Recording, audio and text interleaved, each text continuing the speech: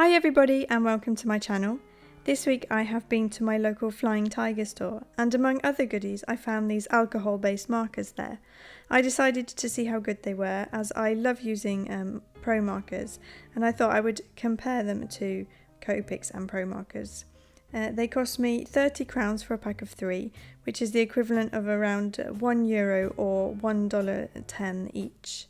They have a few different colour sets, but I chose to buy 2 different green sets, and as I wanted to test the range and the blending possibilities with these.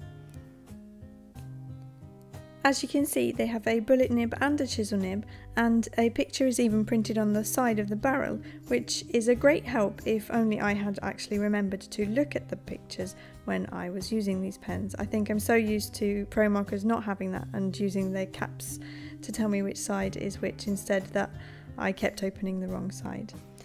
But anyway, you saw me there struggling to get one of the caps off. They definitely have a very snug fit, but at least that does mean that the pens don't dry out due to poorly fitting caps. And I swatched out the colours, and they don't really match the caps too well. I can't really work out the numbering system at all. 2 was a lot darker than 1, but 5 was really super bright and 7 was somewhere in between. So this did make blending a little bit hard, as the colours weren't really close enough to create those seamless blends that you can get with COPICs and pro markers. So here you can see I've sketched just a little sketch of an underwater scene, so that I can give these colours a run for their money and see if they are any good. I was actually pleasantly surprised by just how saturated and juicy these pens were. I was expecting them to be a lot drier than they were, probably just because I'm used to, if you buy cheap fibre tip pens, there's always one in the packet that doesn't work. But yeah, I was pleasantly surprised. 1 coat did a fairly good job, and 2 made the colour a lot more even. This is often the case even with COPICs and pro markers, especially when you are filling in a large area. So 2 coats always gives a much more even finish than just 1. This is also a really great price if you are tempted by alcohol-based markers, but you're unsure about just by the price puts you off. The €1 or the $1.10 is a lot more tolerable than the €3 to €4 for a pro marker or the 5 to 6 for a COPIC marker. They are, however, not to my knowledge refillable, so they're maybe not as eco-friendly as the COPICs, where you can buy refills and not have to throw the whole pen out every time you have used one up. I did unfortunately find there were a few downsides to these pens as well. Obviously the colour blending was made a lot harder by the range of colours available in the sets. I ended up mostly blocking in the colours on this piece instead, because I just found it really difficult to blend and because the colours were too different. Also, the colour range as a whole is very limited. In the store that I went to, there were 5 different sets. The 2 sets that you see here, a red, a brown and a blue set. Clearly there's a lot more options with over 150 pro marker colours and goodness knows how many COPIC colours available. But if you're looking just to test them out before investing more money in some more expensive pens, then you know it could be worthwhile in that sense. I also found the barrel shapes to be rather uncomfortable.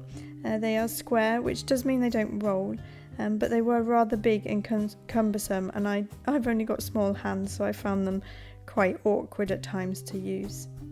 Unfortunately, the thing that really puts me off with these pens is the smell.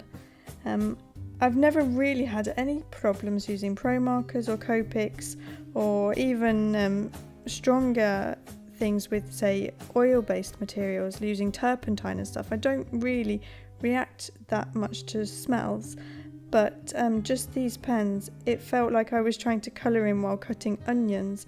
My eyes were streaming and burning, and at one point I could hardly see what I was doing due to the tears welling up in my eyes. It was that bad.